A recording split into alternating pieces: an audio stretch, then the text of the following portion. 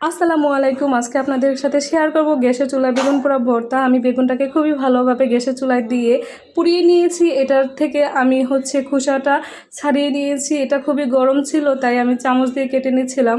চামচ দিয়ে আলাদা করে নিয়ে এটাকে আমি খুব ভালোভাবে থেতলে নিচ্ছি। থেতলে নিয়ে এটার সাথে আমি অ্যাড করব খাঁটি সরিষার তেল। যদি আপনাদের কাছে ধনিয়া পাতা থেকে থাকে তাহলে ধনিয়া পাতা দিতে পারেন। আমার ফ্রিজে ধনিয়া পাতা ছিল না, তাই আমি শুধু শুকনো মরিচ, পেঁয়াজ এবং খাঁটি সরিষার তেল দিয়ে ভর্তাটা করে নিচ্ছি। সব কিছু একসাথে আমি হাত দিয়ে মতে নেব, তারপরে খুব ভালোভাবে কষলে কষলে মাখিয়ে নিচ্ছি। এখন আমি এটা ভালোভাবে কষলে মাখিয়ে নেওয়ার পরে যে পুরা বেগুনটা আমি আলাদা করে থেতো করে রেখেছিলাম, ওইটাকে এই পেঁয়াজ এবং শুকনো মরিচ এবং খাঁটি সরিষার তেলের সাথে খুব ভালোভাবে মেখে নিচ্ছি। এটা এত মজাদার হয়, আপনারা গরম ভাতের সাথে জাস্ট খেয়ে দেখবেন, আর কিছু লাগবে না। আমি বেগুন ভর্তা দিয়ে 1 প্লেট ভাত অনায়াসে খেয়ে নিলাম।